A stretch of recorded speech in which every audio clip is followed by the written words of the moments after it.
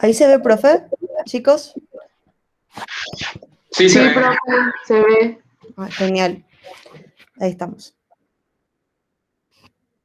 ¿Qué tal? Buen día a todos. Hoy vamos a hablar del calcio y un poco tenemos que tocar también el tema del fósforo porque ambos elementos están muy ligados. Y les quiero decir otras cosas. La medicina siempre fue mucho autodidacta, o sea que depende mucho de la persona. Claro que los profesores son una gran guía, son cosas muy importantes dentro de la educación de las personas, de los futuros médicos, pero la motivación especial de cada persona, el motor que todos tenemos dentro es lo que hace que nosotros estudiemos más o menos. Y ahora, en estos tiempos en que las clases son de esta manera virtual, se necesita más esfuerzo por parte de ustedes incluso. A veces cuando están ustedes en una reunión, están en las clases, en la facultad, con los compañeros, pueden compartir muchas cosas, comparten diferentes tipos de temas, pero también hablan de las clases de medicina y en esa interrelación uno sin darse cuenta va ganando conocimientos o habla con los profesores, pero eso no está viendo en este momento, esta es nuestra realidad, es la realidad que vive el mundo. Por lo tanto, el esfuerzo de ustedes tiene que ser incluso un poco mayor que antes. Y nunca se olviden que la medicina depende mucho, o el aprendizaje de la medicina depende mucho de un esfuerzo personal que todos tenemos que tener. Hablando del metabolismo del calcio, esto es muy, muy importante y es muy frecuente dentro de la medicina, de la práctica médica. El calcio es el tercer catión más abundante en el líquido extracelular. En el líquido intracelular es 10.000 veces menor la concentración del calcio. O sea, la concentración del calcio tiene un rol preferentemente extracelular.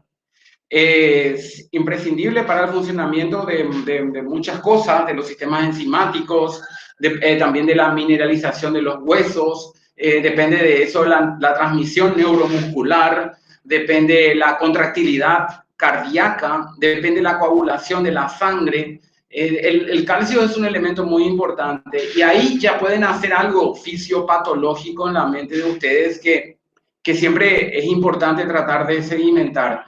Si yo tengo un trastorno del calcio, voy a tener problemas en la coagulación de la sangre. Acuérdense que es el cuarto factor de la coagulación de la sangre.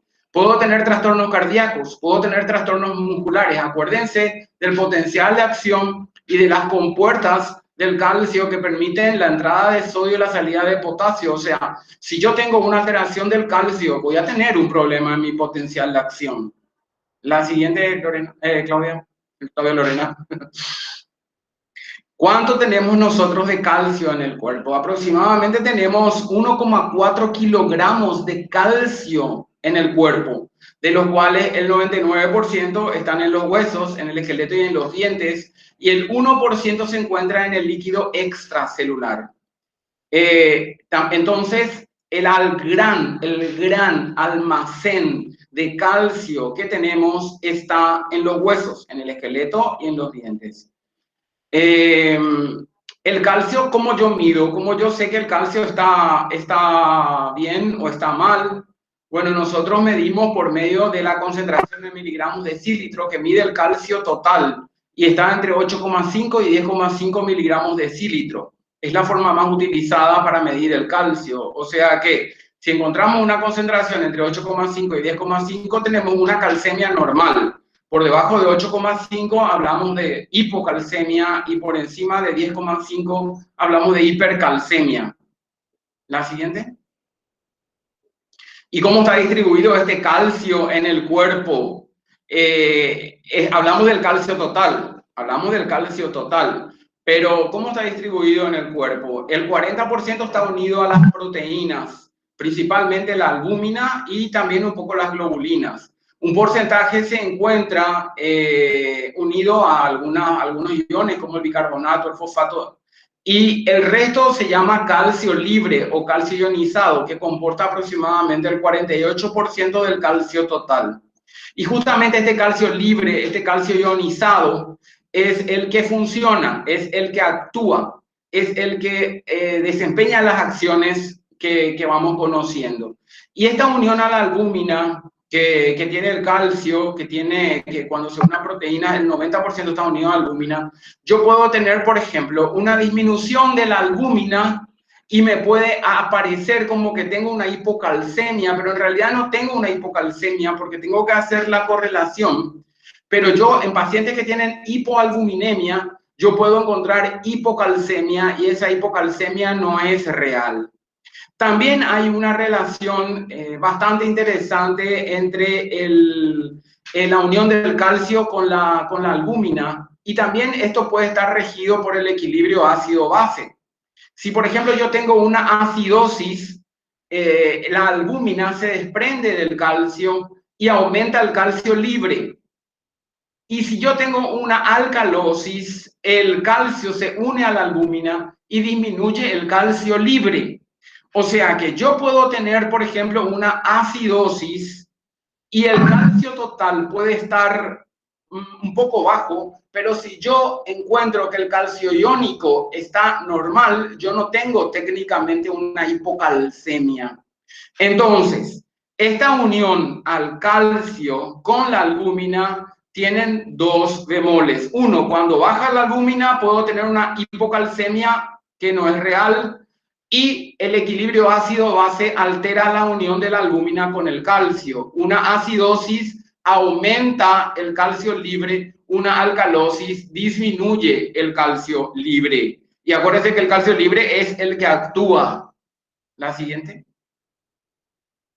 Entonces, ¿cómo está regido el metabolismo del calcio y del fósforo también? Y está regido bajo una serie de hormonas llamadas hormonas calciotrópicas o hormonas calciotropas, que son la paratormona, el calcitriol y la calcitonina. Específicamente eran estas tres hasta que aparecieron las fosfatoninas, que vamos a hablar qué es lo que van haciendo.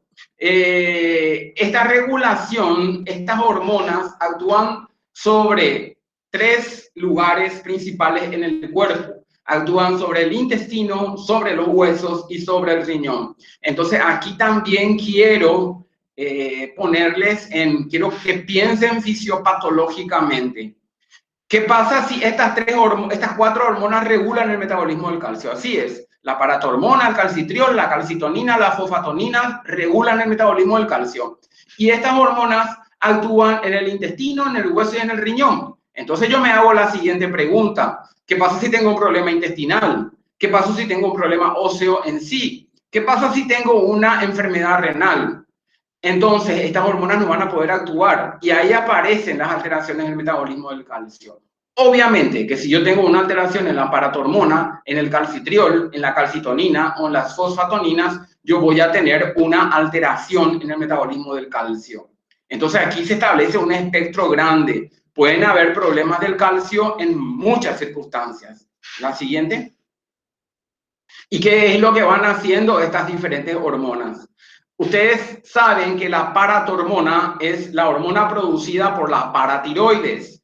Y en la paratiroides se encuentran unos receptores, sensores del calcio. Por lo tanto, cuando hay una disminución del calcio sérico, se produce un aumento de la producción de la paratormona con el fin de tratar de elevar la concentración del calcio otra vez a su valor normal. Entonces la paratormona se estimula cuando hay un descenso del calcio. Una hipocalcemia estimula la liberación de la paratormona. ¿Y qué es lo que hace esta paratormona? La paratormona actúa sobre el hueso, resorbe hueso, saca calcio del hueso a la sangre y aumenta el nivel en sangre. A su vez, la paratormona le estimula a otra hormona que se llama calcitriol. Por eso es lo que yo me gustaría mostrarles presencialmente. Bueno, pero la paratormona le estimula al calcitriol y el calcitriol aumenta la absorción de calcio a nivel intestinal. Entonces, baja el nivel de calcio en sangre La paratormona resorbe el hueso, saca el hueso del calcio, aumenta la absorción intestinal de calcio y aumenta la reabsorción tubular a nivel del túbulo distal y colector del calcio que está en el túbulo renal y reabsorbe también calcio a ese nivel.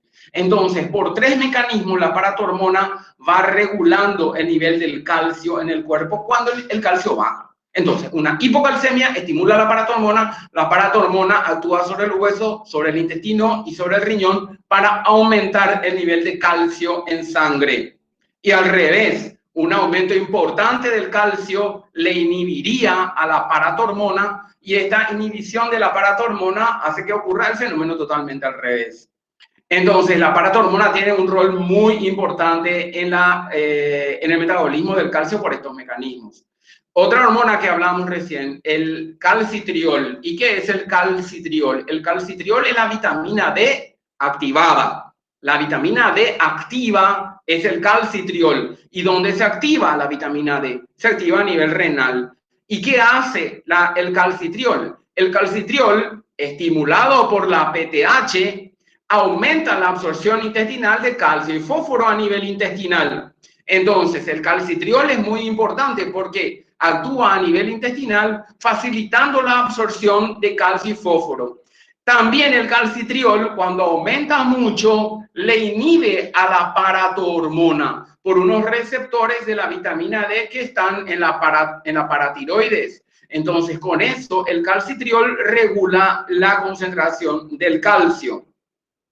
Y el calcitriol también puede venir del sol. Por eso es que del sol, o sea que nosotros cuando salimos al sol, esto estimula el sol, los rayos ultravioletas estimulan la piel. En la piel, de la piel se libera el 7-dihidrocolesterol. El 7-dihidrocolesterol va y llega hasta el hígado, en donde sufre una primera hidroxilación y se forma el 25-hidroxicolecalciferol, que sufre una segunda hidroxilación a nivel de los túbulos renales, a nivel de la molécula número 1, y por eso se llama 1,25-dihidroxicolecalciferol, que también se conoce con el nombre de calcitriol. Y el rol de esto es aumentar la absorción de calcio y fósforo a nivel del intestinal y es estimulado por la PTH también. Pero la vitamina D en general tiene muchos otros roles, como vamos a ir hablando, y que hoy día gana mucho espacio. Este calcitriol entonces aumenta la absorción intestinal de calcio y también fósforo. Obviamente favorece la mineralización ósea porque asegura un depósito de calcio y fósforo en los huesos y estimula los receptores de los osteoblastos. Y el calcitriol cuando está bajo, cuando una persona no consume o no está expuesta al sol, por ejemplo, en la Escandinavia, puede tener una disminución de la densidad ósea y aparecer un cuadro que se conoce con el nombre de raquitismo, si aparece a edades muy tempranas o a edades adultas. Este cuadro se llama osteomalacia y conduce a un déficit de la mineralización de los huesos y esto lleva a fracturas fáciles. El receptor de la vitamina D es el receptor nuclear del BDR. La siguiente. Entonces, la función de la vitamina D, que ustedes, a lo mejor ustedes ahora están un poco, nosotros los médicos estamos pidiendo mucho vitamina D para las personas, porque la vitamina D tiene tantos roles hoy en día y son tan importantes que nosotros pedimos el dosaje de la vitamina D y cuando está baja la vitamina D vamos reponiendo. La vitamina D tiene un rol sobre el sistema hematopoyético y sistema inmunológico, sobre el músculo cardíaco esquelético, a nivel cerebral, hígado, mama, endotelios, regula la producción y secreción de hormonas, mejora el sistema inmunológico innato, suprime la respuesta inmune adaptativa, modula la contractilidad cardíaca y tono vascular, reduce la proliferación de muchas líneas celulares y les puedo agregar más cosas. También tienen un rol antioxidante a niveles altos. Incluso la vitamina D puede ser antineoplásica. Se considera que un nivel alto de vitamina D, las personas que tienen un nivel alto por encima de 30 es normal. Si por ejemplo tienen 50 de vitamina D, tienen menos posibilidad de desarrollar una neoplasia. Hay muchísimas funciones hoy en día que tiene la vitamina D. Y la vitamina D, hay otra vez varias vitaminas D, como vamos a ir hablando después con el tiempo. La siguiente.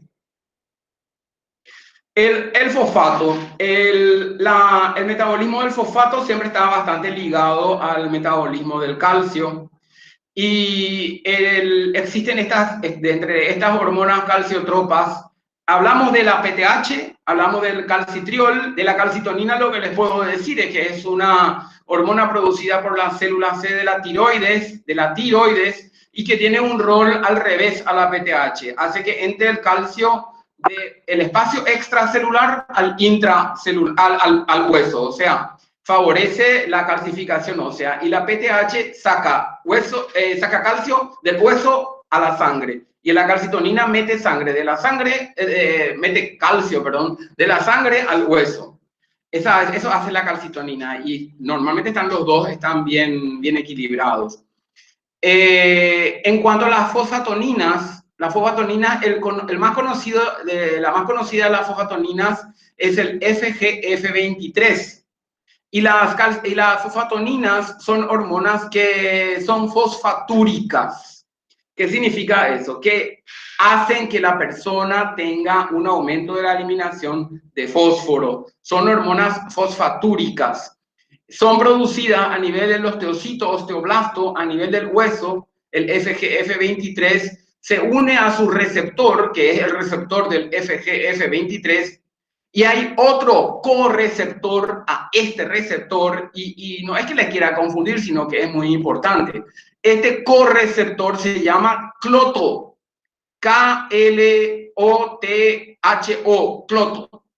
Y el cloto es muy importante para la acción de estas fosfatoninas, porque si bien el FGF23 se une a su receptor, le necesita el cloto para desempeñar su función. En una concentración baja de fósforo, si hay una concentración baja de fósforo en el cuerpo, acá arriba, si la concentración es baja de fósforo, obviamente voy a tener una menor producción del FGF23 porque no va a tener rol. El FGF23, cuando está alto, trata de sacar fósforo. Y por lo tanto, esto quiero que atiendan bien. El FGF23 es fosfatúrico, trata de eliminar fósforo. Y por lo tanto, también el FGF23 le inhibe al calcitriol para que no se absorba fósforo. Entonces, cuando yo tengo poco fósforo, luego disminuye mi FGF23 porque no tiene ningún trabajo que hacer. Aumenta el calcitriol porque como tengo bajo fósforo, trata el cuerpo de absorber el fósforo. Aumenta la expresión a nivel de los túbulos renales para que no se produzca precisamente un efecto fosfatúrico importante, y la persona termina regulando el nivel del fósforo, aumentando su absorción intestinal y renal. Pero cuando yo tengo mucho fósforo en sangre, tengo una hiperfosfatemia, y a veces las hiperfosfatemias son malas. No es bueno tener el fósforo muy alto porque favorece la aterosclerosis, llevan a muchos problemas. Entonces se produce el FGF23. Y el FGF23 disminuye el calcitriol para que no se absorba el fósforo y hace que se produzca la eliminación renal del fósforo, llevando a un efecto fosfatúrico importante, disminuyendo la absorción intestinal y disminuyendo la absorción renal del fósforo para que se elimine todo este fósforo. Tiene efecto fosfatúrico. Cuando va pasando el tiempo y la persona va entrando en años, escuchen esto bien lo que les voy a decir. Cuando la persona va entrando en años, este correceptor cloto va perdiendo fuerza. Escuchen bien. Cuando pasa el tiempo, el cloto va perdiendo fuerza. Por lo tanto, el FGF23 no funciona bien. No funciona bien. Por lo tanto, el fósforo tiende a acumularse y se favorecen los fenómenos de aterosclerosis diseminada. Por lo tanto, al cloto se lo consideró el correceptor anti-age, digamos, anti-envejecimiento. ¿Comprenden? La siguiente. Y bueno, ¿qué pasa cuando el calcio está alto? El calcio cuando está por encima de 10,5, nosotros hablamos de hipercalcemias. ¿Y qué es lo que esto hace dentro del cuerpo? Vamos a ver qué hace. Bueno, el calcio normal va entre 8,5 y 10,5. El calcio por encima de 10,5 hasta 12 se consideran hipercalcemias asintomáticas, o sea, no nos damos cuenta que tenemos esto. Por entre 12 y 14 tenemos hipercalcemias moderadas y aparecen algunos síntomas que a algunas personas le llaman la atención, sube un poquito la presión arterial, un poco de dolor de cabeza. Y cuando el calcio está por encima de 14 tenemos hipercalcemias severas y aparecen ya muchos síntomas como vamos a ir desglosando. Lo siguiente. Entonces, ¿cuáles serían las causas de estas hipercalcemias? Pueden estar relacionadas, el 90% de las hipercalcemias, escuchen bien, el 90% de las hipercalcemias tienen que ver con hiperparatiroidismo, o sea, un aumento de la paratormona de manera anormal, y también se debe a tumores. Existen varios tumores que llevan a hipercalcemia y esto lleva a los trastornos que conocemos. Hablando un poco del hiperparatiroidismo primario. El hiperparatiroidismo primario es una hipersecreción de paratormona porque puede haber un adenoma o una hiperplasia a nivel de la paratormona y esto lleva a que puede ser maligna o no, y esto lleva a una hipersecreción de PTH. Esta hipersecreción de PTH produce una resorción ósea, o sea, disminuye la densidad ósea, aumenta el calcio en sangre y lleva a una hipercalcemia y disminuye importantemente el fósforo. O sea, yo tengo una hipercalcemia y una hipofosfatemia. Esto es porque la PTH estimula la resorción ósea actuando sobre los osteoclastos.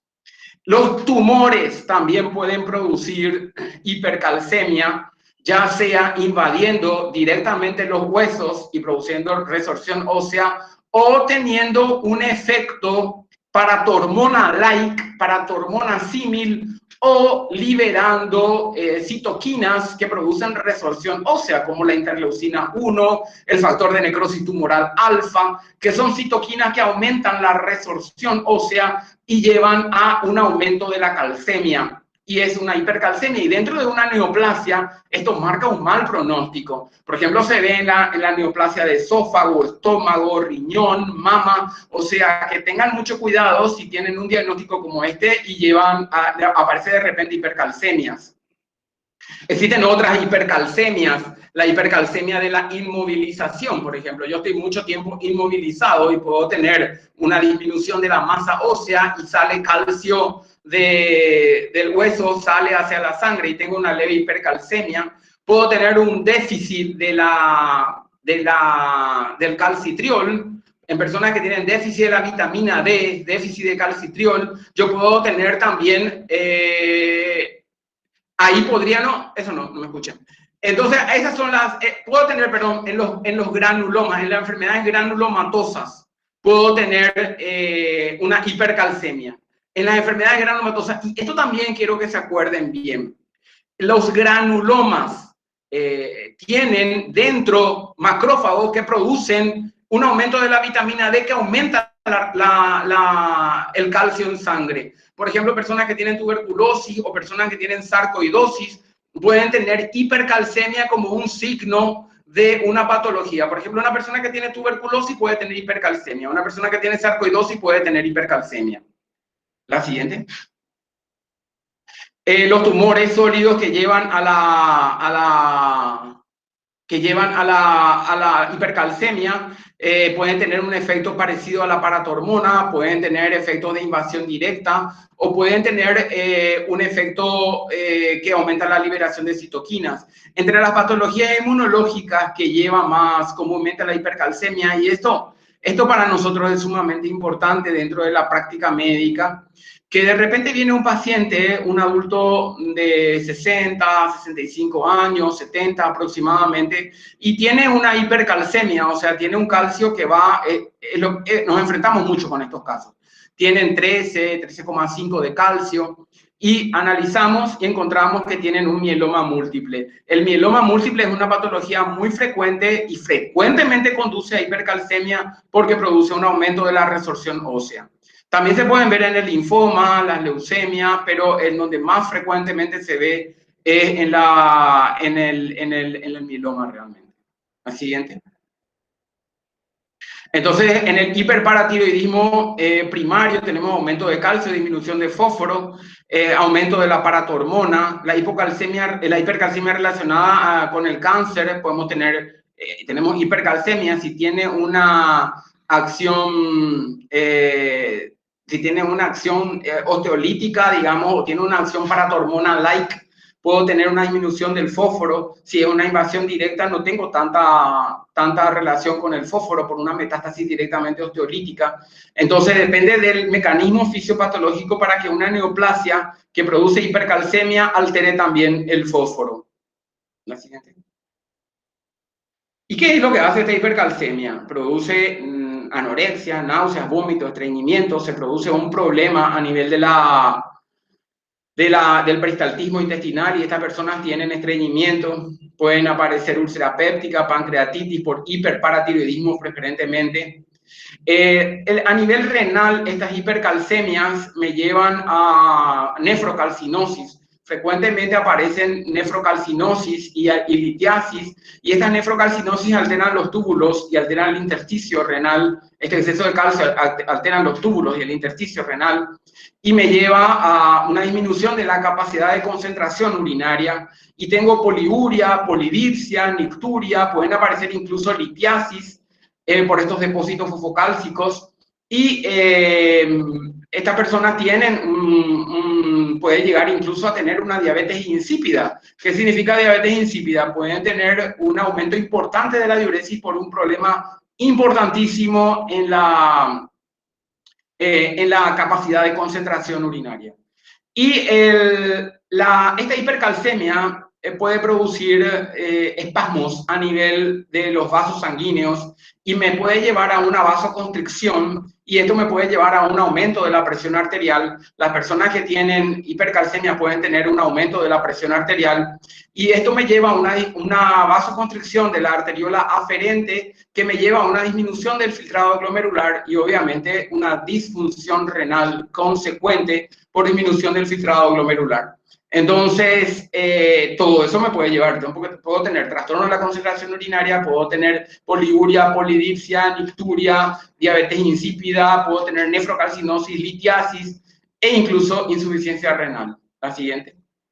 Doctor, una pregunta. ¿Qué es nicturia? Nicturia son las misiones nocturnas frecuentes. Ok, gracias. En el electrocardiograma hay una relación sumamente importante entre el calcio y el segmento ST. Digamos que cuanto más alto es mi nivel de calcio, más bajo es mi segmento ST. Entonces, puedo tener cambios electrocardiográficos en la hipercalcemia. Acuérdense, cuanto más alto el calcio en sangre, más corto es mi segmento ST. Por lo tanto, en la hipercalcemia yo tengo acortamiento del segmento de ST, y en la hipocalcemia tengo alargamiento del segmento de ST. Y esta alteración en el segmento de ST favorece fácilmente la aparición de arritmias. Hablamos hace un rato que también puedo tener hipertensión arterial, que lleva a una vasoconstricción permanente con aumento de la resistencia periférica producida por la hipercalcemia, y un aumento del gasto cardíaco por el efecto inotrópico que impone el calcio al ventrículo izquierdo. La siguiente. Y puedo tener también manifestaciones neurológicas por hipercalcemia, puedo tener confusión, letargia, como que estoy irritable, trastorno un poco depresivo, porque existen las hipercalcemias agudas y crónicas, o sea que yo puedo tener hipercalcemias crónicas, y eso es lo que me lleva evidentemente a un trastorno de estar sonoliento e irritable, y una hipercalcemia más importante me lleva a trastornos más importantes también, que puede llevar incluso a la estupor y al coma, que también se puede ver en la hipocalcemia, en realidad, en las dos. Y a nivel de la hipercalcemia, pues vemos también a nivel del sistema nervioso periférico debilidad muscular, trastorno en los reflejos luminosos, la persona tiene debilidad para la deambulación por una hipercalcemia muy importante. Y tenemos que buscar urgentemente la causa. Tienen hiperparatiroidismo, tiene tumores, tiene una tuberculosis, tiene sarcoidosis. ¿Qué es lo que tiene esta persona? ¿Por qué tiene tanta hipercalcemia? La siguiente. Y vamos a hablar del fenómeno al revés, el mundo al revés, o sea, el otro lado de la moneda, la otra cara de la moneda, la hipocalcemia. Entonces, si la hipercalcemia aparecía con un hiperparatiroidismo, yo tengo que suponer que aquí, en la hipocalcemia, se puede ver en el hipoparatiroidismo. Entonces, en el hipoparatiroidismo yo puedo tener una hipocalcemia. Y el hipoparatiroidismo puede ser debido, por ejemplo, a un trastorno inmunológico que me destruyó mi glándula paratiroidea, o puede ser una persona que se operó de la tiroides y se le retiró sin querer también la paratiroides. Pueden ser por radiaciones, pueden ser por englobados dentro de patologías endocrinas múltiples. Esta hipocalcemia me lleva, este hipoparatiroidismo me lleva a hipocalcemia y esto me lleva a trastornos importantes que vamos a ver. El fenómeno al revés. Pueden haber también un pseudo hipoparatiroidismo en personas que tienen un trastorno a nivel óseo que no responde a la paratormona y tengo una hipocalcemia, no, nada, ningún receptor responde. Puedo tener un trastorno de la vitamina D y esto, como hablamos, que se llama raquitismo y osteomalacia cuando hablamos a nivel del hueso. Un déficit de la vitamina D que me lleva a una falta de absorción de calcio y también de fósforo. En este caso tendría, si tengo un déficit de la vitamina D, tengo hipocalcemia e hipofosfatemia. Si tengo hipoparatiroidismo, tengo hipocalcemia e hiperfosfatemia. Y algunas situaciones agudas como los síndromes de lisis tumoral, las personas que son sometidas a muchos enemas a base de fosfato que me llevan a hipocalcemias posteriores, la pancreatitis aguda en su etapa inicial. Pero lo que yo quiero, más allá de saber las causas, yo quiero que ustedes sepan los mecanismos fisiopatológicos. Si tengo hipocalcemia, tengo que buscar déficit de PTH, déficit de vitamina D, qué es lo que está pasando, o falta de acción de estas diferentes, de esta hormona de la paratormona o de la vitamina D. La siguiente. Entonces, la hipocalcemia, y se acuerdan un poquito, yo le quiero abrir un poco la mente.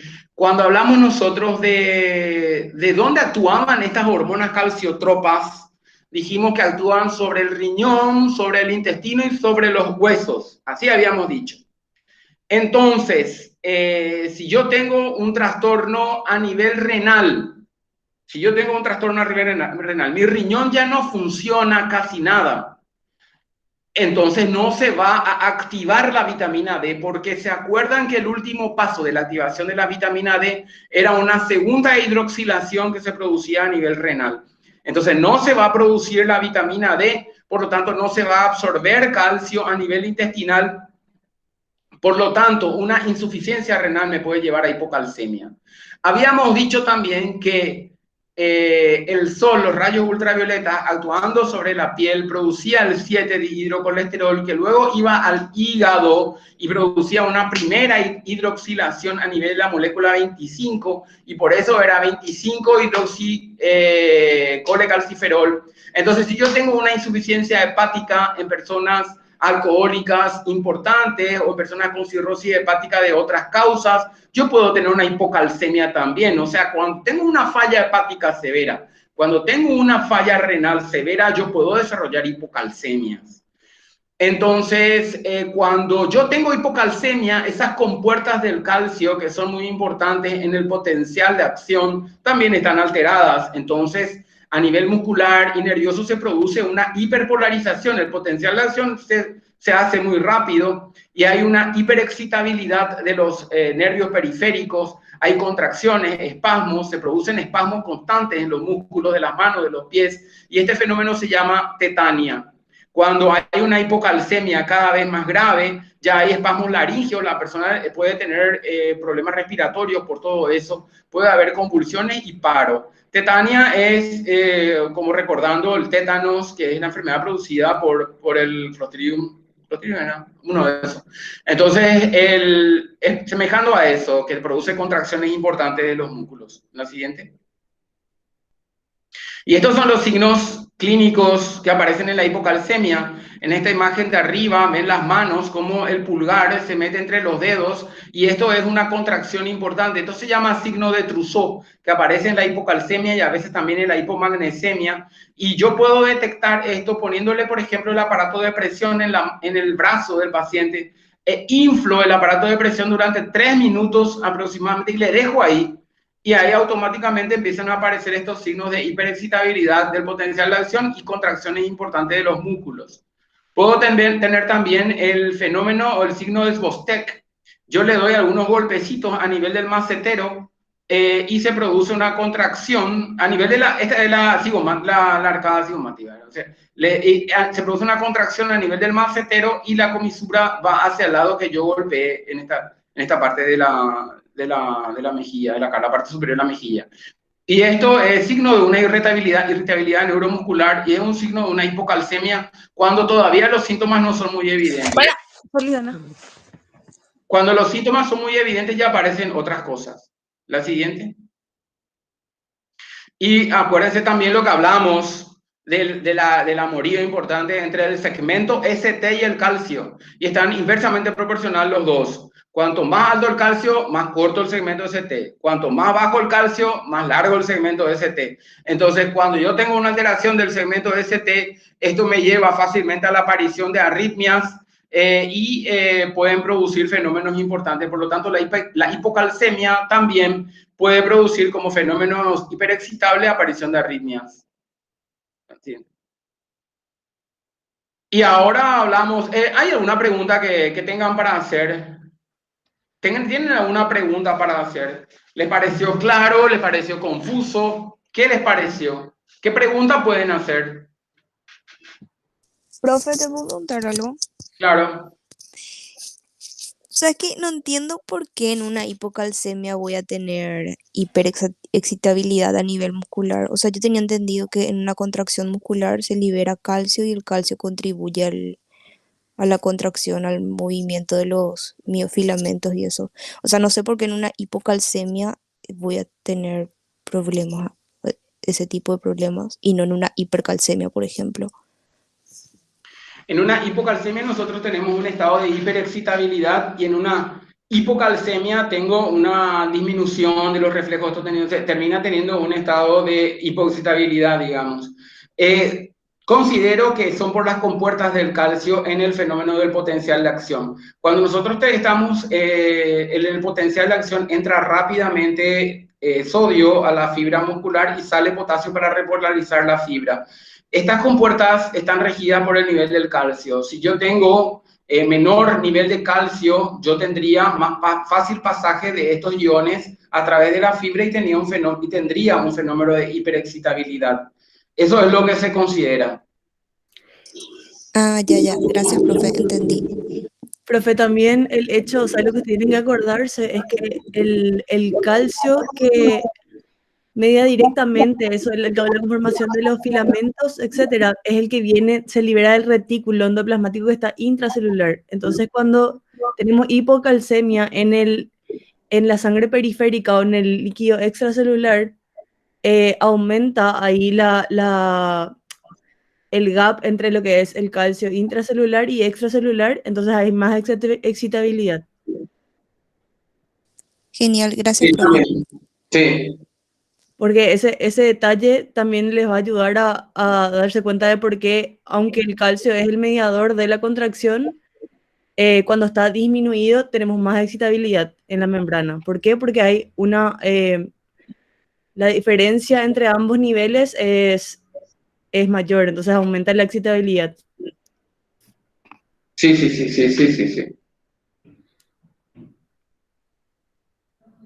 ¿Quién lee esto, Lorena? Ellos, profe. No tienen ninguna otra pregunta, chicos. Súper interesante lo que preguntó la compañera, ¿sí? Porque es algo para aclarar. ¿Nadie más? Bueno, vamos a ver el clase químico número 1. ¿Quién se anima? O sea, ¿alguien que quiera leer? Profe, en el chat hicieron otra pregunta. Voy a ir al chat un segundo entonces, porque yo... Profe dice... Profe, lo que quiere saber es repetir lo que ocurre con la albúmina en la alcalosis y acidosis. El calcio va unido en un porcentaje alto a la albúmina, en un 48% aproximadamente, y el equilibrio ácido-base puede alterar esta unión. En los estados de acidosis, la albúmina se desprende del calcio. Entonces, en los estados de acidosis, el calcio iónico aumenta y disminuye el calcio unido a la albúmina. En la alcalosis ocurre el fenómeno al revés, y luego te explico esa repercusión. En la alcalosis ocurre al revés, el calcio se une a la albúmina y disminuye el calcio iónico. En la acidosis aumenta el calcio iónico y en la alcalosis disminuye el calcio iónico. Entonces, ¿qué es lo que pasa con eso? Que yo, por ejemplo, tengo un nivel de calcio en 8 y yo digo que el paciente está en hipocalcemia, pero el paciente está con una acidosis metabólica y no tengo nada de signo o nada que se parezca a hipocalcemia, porque en realidad no está hipocalcémico a pesar de tener 7,6 u 8 de calcio, porque tengo un aumento del calcio iónico. Y al revés, yo puedo tener aparentemente un valor diferente. Por eso es que es muy importante que se establezca el calcio corregido a la albúmina. Porque muchas veces nosotros miramos el valor de 8,5 a 10,5 y decimos, este paciente está hipocalcémico o hipercalcémico, pero tenemos que corregir el calcio de acuerdo a la situación ácido-base y al nivel de albúmina. Entonces, en la acidosis aumenta el calcio iónico y disminuye su unión a la albúmina, y en la alcalosis disminuye el calcio iónico y aumenta su unión a la albúmina. ¿Se entiende, chicos? ¿Quieren preguntar algo más? Profe, yo tengo una preguntita. El receptor de cloto, a mí no me quedó claro cuál es su función, como cofactor nomás de la FGF o algún otro. No me quedó claro. Y el receptor cloto es un correceptor. Actúa con el receptor del FGF23 para que el FGF23 ejerza su acción. Cuando el receptor cloto se encuentra en el riñón, en los plexos coroideos, en las paratiroides también se encuentra. Cuando pasan los años, o sea que el FGF23 no puede actuar si no está el cloto. Y cuando pasan los años y el cloto va perdiendo fuerza, el FGF23 también disminuye su acción. También en la enfermedad renal, eso no quería nomás tocar, pero cuando el riñón cada vez funciona peor, o sea, cuando la persona entra en una enfermedad renal crónica, digamos, el cloto no puede actuar bien y el FGF23 va perdiendo su función. Y aparecen todos los problemas que tiene esta persona luego posteriormente. Entonces, el cloto es un correceptor para el receptor del FGF23 para que pueda ejercer su efecto, y cuando pasan los años, este correceptor cloto va disminuyendo su capacidad y su acción, y se va tornando una resistencia a la acción del FGF23 en el cuerpo. Gracias, profe. Profe, otra pregunta. ¿Necesariamente el fosfato va a disminuir si el calcio aumenta en sangre? ¿O tiene que haber un...? Si hay un aumento de la paratormona, sí, porque la paratormona es fosfatúrica. Entonces, si yo tengo una hipercalcemia por aumento de la paratormona, yo tengo también una hipofosfatemia por el mismo efecto. Ah, o sea, solamente en el caso de una... De un aumento de la paratormona o un aumento de la paratormona símil. Si yo, por ejemplo, tengo un aumento de la resorción ósea, si yo, por ejemplo, tengo un aumento de la resorción ósea por citoquinas, o sea, el factor de necrosis tumoral alfa, la interleucina 1, produce un aumento de la resorción ósea, se resorbe tanto calcio como fósforo, y yo puedo tener un aumento de los dos en ese momento. ¿Me entendés? Sí, entiendo, profe, genial. Gracias. Lo mismo también ocurre, ¿verdad? Cuando tenemos trastornos relacionados con la vitamina D, profe, ¿verdad? El cambio se produce en el mismo sentido cuando es con la vitamina D también. Sí, Tenemos una hipovitaminosis, disminuye la absorción de ambos. Y tenemos una hipervitaminosis porque hay veces que se suplementan los pacientes, la gente en general, puedo tener absorción de ambos, puedo tener algo de ambos, sí. sí. O sea, es variable según cuál de las... ¿Cuál es el de mecanismo las- fisiológico que lo lleva? Exacto. Genial, gracias, profesor. Genial, chicos. Vamos con los casos, ¿sí? ¿Les parece bien? Vamos a... ¿Alguien lee esto? Profe, yo puedo leer. Genial. ¿Tu nombre cuál es? Ornella. Ah, Ornella, dale. Así yo te voy anotando también para la participación. Dale. Paciente 19 años, sexo masculino, historia de un mes de evolución con compromiso del estado general. Artralgias, inapetencia y disminución de peso, 7 kilogramos.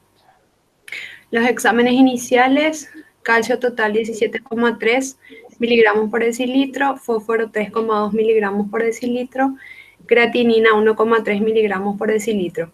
Hemograma con 25.200 glóbulos blancos, 22% de blastos. Mielograma, infiltración leucémica, 95% de linfoblastos, leucemia linfoblástica aguda. ¿Cómo espera encontrar la PTH intacta? Y yo creo que va a estar bajo porque tenemos un aumento del calcio. Y el profe había dicho que cuando había un aumento, o sea, cuando la PTH, por ejemplo, aumentaba, nosotros teníamos una mayor reabsorción del calcio. Y este, por ejemplo, es un caso al revés, ¿verdad? Pero como que son, ¿cómo se dice? O sea, no son directamente proporcionales en este caso. Claro, porque el calcio, el nivel sérico de calcio actúa como estimulante o inhibidor normalmente luego de tu concentración de PTH, ¿sí? Ujú. Cuando nosotros tenemos lo normal es que el nivel de calcio sea el que determine tu nivel de PTH. Si hay poco calcio, aumenta la PTH para aumentar la resorción y viceversa, ¿verdad? Pero cuando tenemos las patologías, que un hiperparatiroidismo, por ejemplo, es ahí cuando la PTH independientemente se modifica, ¿verdad? Súper bien, es exactamente así como dijiste. Y en nuestro paciente, ¿cuál te parece que es la causa de su hipercalcemia?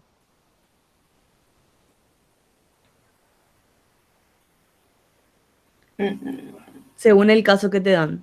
O sea, fíjate, ¿qué te llama la atención? Si no te fijas solamente en el calcio, ¿qué te llama la atención del cuadro del paciente? ¿Podría ser la infiltración leucémica, o sea, lo que tiene que ver con sus glóbulos blancos? Claro, su patología de base que ya te diagnosticaron acá, ¿sí? Sí. Una infiltración leucémica, ¿sí? ¿Y qué es la leucemia? La leucemia es también una neoplasia, ¿verdad? ¿Sí? Las leucemias y los linfomas son neoplasias del sistema hematopoyético, ¿sí? Ay, perdón, profesor, me colgó un ratito. Sí. Ah, bueno, no te preocupes. Bueno, entonces, ¿cuál va a ser la causa de esta hipercalcemia del paciente que tenés?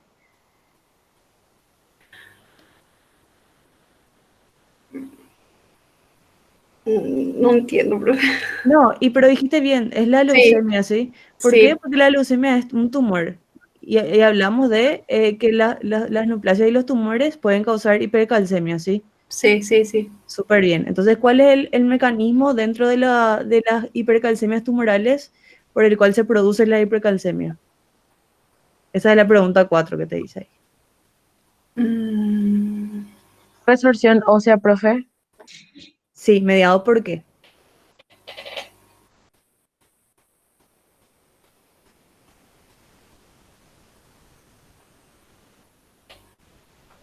Los osteoclastos. Sí, los autoclastos son los que hacen la resorción, pero ¿cuáles son las señales que envía el tumor, indistintamente de cuál sea el tipo de tumor, para que se produzca esta resorción aumentada por la estimulación de los autoclastos? Y un exceso de PTH. Exacto, hay un péptido, un aumento de la proteína relacionada con la hormona paratiroidea, que es un PTH-like, más o menos, digamos, ¿sí? Por eso se llama PTHR proteína, o sea, es una proteína relacionada con la hormona paratiroidea. ¿Me escuchan bien? Sí, Sí, profe. Escucha bien. Bueno, entonces chicos, cuando tenemos una hipercalcemia tumoral, tenemos varias formas. Uno, que el mismo tumor secrete esta proteína relacionada con la hormona paratiroidea y tenga los mismos efectos que esta. O sea, aumenta la resorción, estimulando los autoclastos y eso aumenta el calcio circulante, ¿sí? Nos da una hipercalcemia por ese sentido. Después también hay liberación de citoquinas, que es lo que mencionó el profesor, la interleuquina 1, el TNF, varias de ellas, que también son liberadas por los tumores. Y el segundo escenario es cuando tenemos, por ejemplo, una metástasis. Eso también puede ser otro mecanismo, ¿sí? Una metástasis que causa lisis ósea, osteolítica. Entonces eso va a liberar también directamente por infiltración focal local, ¿sí? ¿Profe? Por invasión ósea, digo. Exacto, por invasión ósea. Entonces, todos esos tres mecanismos son a través de los cuales se puede producir una hipercalcemia tumoral. ¿Se entiende? Sí, Pero, profe. profe, ¿no era que en este caso la PTH estaba disminuida? O sea, estaba normal. No, disminuida creo que era. Sí, pero ahí hay una diferencia. Estábamos hablando de que tenemos una hipercalcemia y tenemos una PTH baja, pero lo que tenemos aumentado es la proteína relacionada con la hormona paratiroidea, ¿sí? Ah, ya, Es ya. La otra PTH, molécula. la PTH intacta que viene de la paratiroides está baja porque tenés el calcio alto. Lo que aumenta es esta proteína que tiene un efecto paratormona-like, que no es la paratormona real. Ah, ya, ya, Son perdón, dos profe. moléculas distintas, ¿sí? No, está bien. Es Ok. buena tu pregunta. No, súper bien la pregunta. Claro. Y ahora el siguiente, chicos.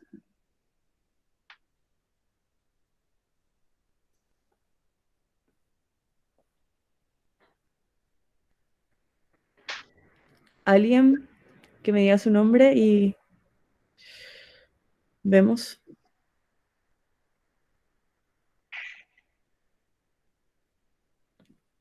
Dale, anímese que no re bien. ¿Te leo, profe? Sí, sí. Paciente 19 años de sexo masculino, historia de un mes de evolución con compromiso del estado general, artralgias, inapetencia, bajo peso. Los exámenes muestran calcio total de 17,3, fósforo de 3,4 miligramos por decilitro, creatinina de 1,3 miligramos por decilitro, hemograma con 25.200 glóbulos blancos, 22% de blastos mielograma, infiltración leucosémica, 95% de linfoblastos, leucemia linfoblástica. Entonces en el electro encontramos QT corto y segmento ST estrecho ausente. Y cuando dijimos que tenemos el más corto el segmento ST cuando hay más calcio en la sangre. Exacto, o sea, este es el mismo paciente que vimos ya que tenía una hipercalcemia, entonces va a tener un segmento ST estrecho o más corto, ¿sí? Súper bien. ¿Y por qué eso? En realidad se ocurre en el mecanismo del potencial de acción, porque se acorta la fase 2 o de meseta del potencial de acción, ¿sí? Entonces, esta duración es la que determina al final la duración del segmento ST. Entonces, los niveles de calcio actúan sobre esta fase del potencial de acción, ¿sí? La fase 2 o de meseta, ¿ok? ¿Cuál es tu nombre? Rebeca. Ah, Rebe, genial. Ahora vamos ya con el caso número 2, chicos. ¿Alguien que lea? Este sí ya es diferente.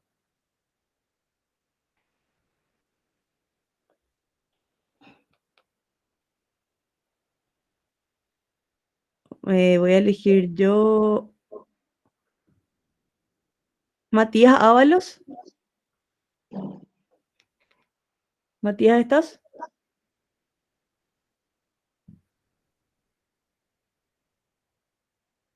No. Matías no está entonces. Entonces, ¿Profe? sí, hola, Matías. ¿Me escuchas bien? Sí, te escucho. Lee, por favor. Bueno, mujer de 55 años de edad que acudió al servicio de urgencias por presentar parestesias en manos pérdida súbita del estado de alerta y posteriormente crisis convulsiva tónico-clónicas de 3 minutos de duración. Cuenta con antecedentes de hipertensión arterial sistémica desde hace 2 años, además de tiroidectomía total hace 5 años con reposición tiroidea a base de levotiroxina de 100 microgramos cada 24 horas, y refiere que cuando se acuerda toma ciclo de 500 miligramos cada 12 horas, aunque de forma irregular, porque le produce estreñimiento, pérdida de apetito y pérdida de peso. A la exploración neurológica, funciones mentales conservadas y pares craneales conservados, fuerza y sensibilidad conservadas, reflejo de estiramientos musculares presentes y normales, signos de Chvostek y Trousseau presente, marcha y coordinación sin alteraciones evidentes. En sus laboratorios destacó calcio 6,1 miligramos sobre decilitro, albúmina 4 gramos sobre decilitro, vitamina D3 13 nanogramos sobre mililitro, la PTH 8 picogramos sobre mililitro, y se solicitó perfil tiroideo que reportó cifras en rango normal. En sus exámenes complementarios destacó una prolongación del intervalo QT, también electroencefalograma normal, TAC de cráneo con presencia de calcificaciones paraventriculares extensas y en ganglios basales. Genial, Matías. ¿Qué te llama la atención de la paciente? O sea, ¿qué te resalta más?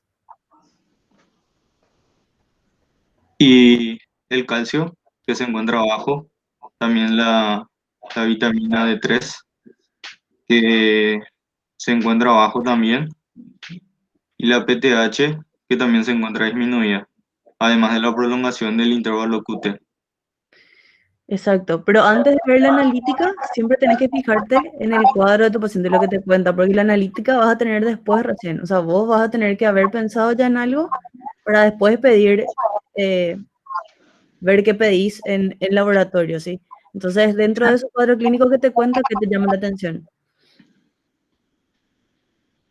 Y las parestesias en manos, además que también toma calcio, 500 miligramos, hipertensión arterial y pérdida súbita del estado de alerta.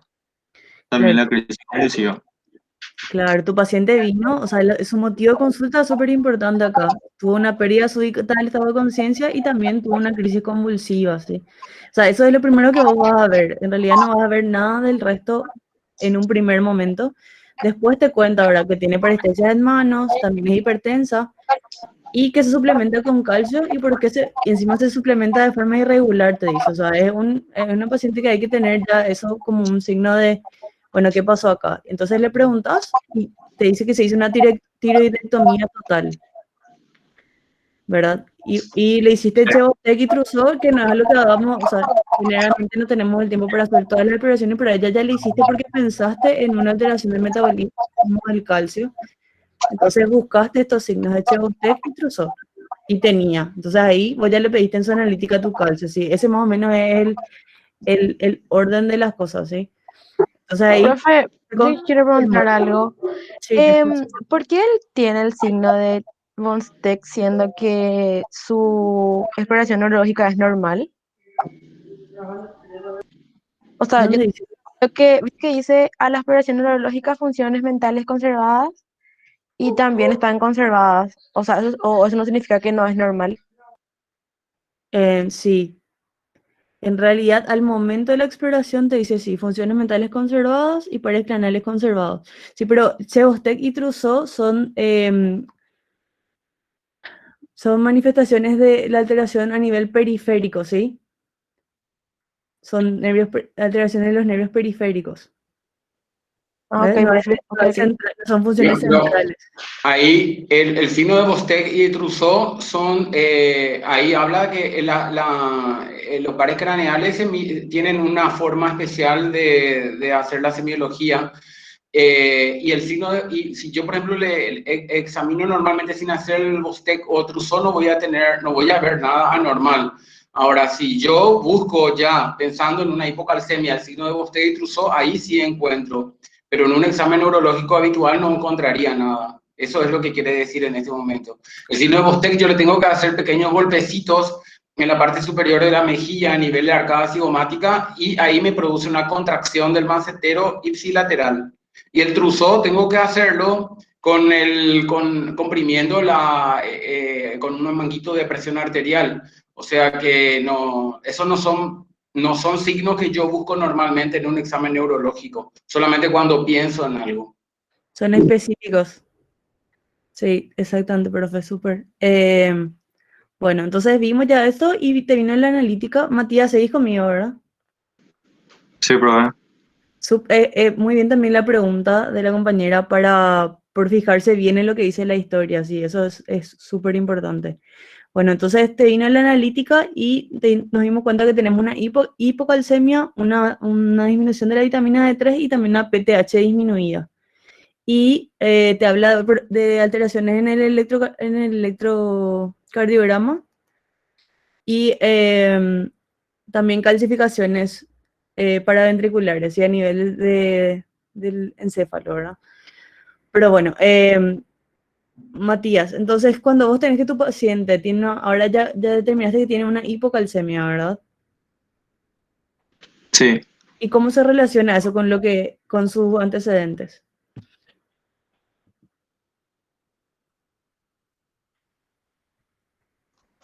Y lo de, Te voy a dejar ahí para por que... ejemplo, en los nervios periféricos, sé que o sea que son síntomas musculares y nerviosos que presenta la hipocalcemia.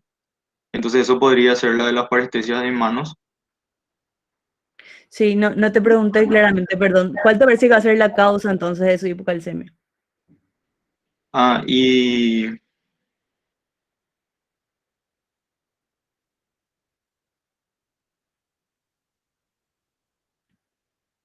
¿Qué te hace pensar? puede ser por hipoparatiroidismo, Sí, pero ¿por qué pensaría? ¿Qué te hace por- también? porque, porque dice que se realizó una tiroidectomía total hace 5 años con reposición tiroide. Súper. Se hizo una tiroidectomía total. De forma ideal, no lo que hacen los cirujanos es identificar las pequeñas glándulas paratiroides en la parte posterior de los lóbulos tiroideos y reimplantar esa glándula para que el paciente no tenga este déficit, pero muchas veces igual el paciente desarrolla un hipoparatiroidismo postquirúrgico, ¿sí? Entonces, ¿qué vas a tener? Por eso tenemos dentro de tu analítica que se corresponde con un hipoparatiroidismo. Y no correspondía la disminución de la PTH. Exacto, súper bien, sí. Vas a tener una PTH disminuida, ¿sí? Y cuando tenemos entonces quedamos en que la paciente tiene un hipoparatiroidismo postquirúrgico y que la PTH está disminuida por eso. ¿Por qué? Porque le sacamos la hormona paratiroide en la tiroidectomía que se hizo. Entonces, ¿cómo va a estar tu fósforo? Y el fósforo estaría aumentado. Sí, exacto. Va a estar aumentado, ¿sí? Porque el Sí, efecto de la PTH era inverso, ¿verdad? ¿Qué hace la sí. PTH? Y lo que estimulaba era, por ejemplo, la conversión renal de el calcitriol en vitamina D. También aumenta la resorción ósea. eh, pero en síntesis, cuando disminuía la calcemia, entonces empezaba la glándula paratiroidea empezaba a secretar la PTH. Y entonces en eso se producía lo de la resorción ósea y demás. Sí, Y ahí más o menos se volvía a aumentar la calcemia, pero disminuía el fosfato. sí, disminuye. ¿Y por qué disminuye el fosfato? El fosfato disminuye porque aumenta su excreción renal, ¿sí? Sí. O sea, ese es el efecto de la PTH sobre el fosfato, ¿sí? Súper bien, Matías, gracias. Entonces, chicos, una pregunta más sobre nuestro caso. ¿Alguien que me pueda ayudar con esto?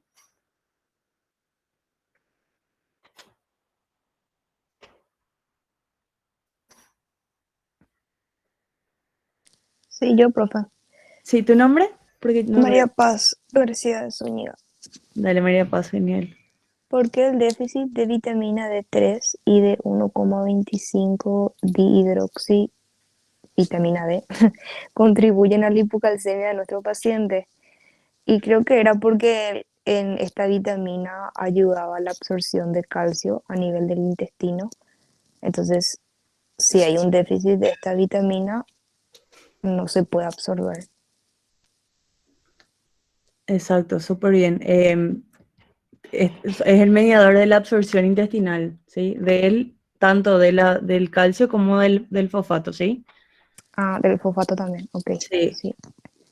súper bien. Gracias, María Paz. Y María Paz, seguimos contigo, ¿sí? Si te acordás un poco de esto, de los mecanismos para las manifestaciones. Sí, justamente yo fui la que pregunté lo de la tetania. Mm. Cuando hay hipocalcemia, es por lo que me dijiste que hay una hiperexcitabilidad del músculo, entonces se producen las tetanias. En la prolongación del intervalo QT, no, me acuerdo que cuanto más largo era por hipocalcemia y cuanto más corto era hipercalcemia, pero no sé bien el mecanismo. Y las calcificaciones para ventricular.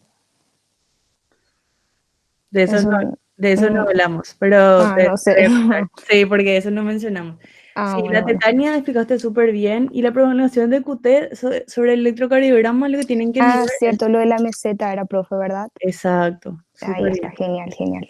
Sí, actúa sobre la fase de meseta o la fase 2 del potencial de acción, ¿sí? Chicos, lo de las calcificaciones paraventriculares y de los ganglios basales tiene que ver con lo que es el producto fosfocálcico, así se llama. Cuando este producto fosfocálcico es mayor a 65, ya se produce calcificación ectópica en los tejidos blandos, ¿sí? Entonces, eso es algo que tienen que saber qué ocurre. ¿Está bien? ¿Cómo es eso, profe?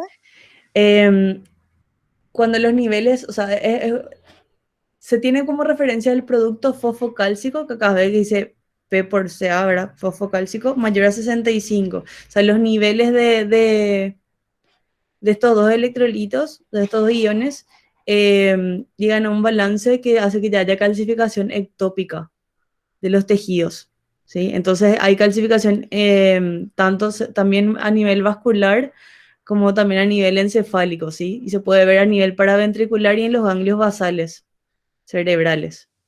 Ya. Gracias, profe. ¿Ok? Bueno, y eso es todo por hoy, chicos. Profe, ¿algo que quieras agregar? No, nada, si tienen alguna pregunta que hacer, si está todo bien o no, que lo que quieran preguntar.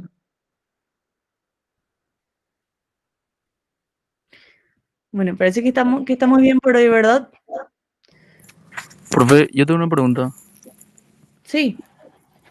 Con respecto a lo último que explicaste sobre las calcificaciones, nuestro paciente tenía una hipocalcemia y eso no es más debido a una hiper o cómo es, no entiendo también eso. Te voy a explicar. Las calcificaciones pueden ocurrirse tanto en la hipocalcemia como la hipercalcemia. En la hipocalcemia pueden ocurrir por un trastorno, especialmente se ven en los ganglios, en los ganglios basales y te dan un signo como de extrapiramidalismo, y también pueden aparecer cataratas y todo eso, porque las calcificaciones el producto calcio-fósforo depende del producto fosfocálcico, como dijo Lorena, pero depende de otros factores como es el ambiente intracelular y depende mucho de las citocinas también. Cuando nosotros tenemos usualmente un calcio bajo, tenemos un fósforo alto y eso otra vez te va el producto fosfocálcico. El fósforo alto es el elemento más importante para la aparición de la aterosclerosis y es el elemento más importante para la calcificación de las arterias. Y cuando se produce una calcificación de las arterias o calcificaciones en otras partes, tenés que dejarte llevar por el producto fosfocálcico. Cuando baja el calcio, sube el fósforo. Cuando baja el fósforo, sube el calcio, pero tu producto siempre suele estar alto. Y también depende del ambiente en el que está el tejido, el ambiente intratisular. Si tenemos muchas citocinas, por ejemplo, también se producen depósitos fosfocálcicos, incluso con producto fosfocálcico normal. O sea que analizamos el producto, las calcificaciones vasculares y extravasculares tienen mecanismos fisiopatológicos complejos en donde interviene el producto fosfocálcico e intervienen las citocinas también. Súper, profe, gracias. Genial, profe. Bueno, chicos, ¿hasta ahí? ¿Está bien? ¿Alguien más tiene alguna pregunta? Buen resto del día a todos. Oh, también, profe. Chao, chicos, nos vemos. Chao. Gracias, profe. Gracias, profe. Chao.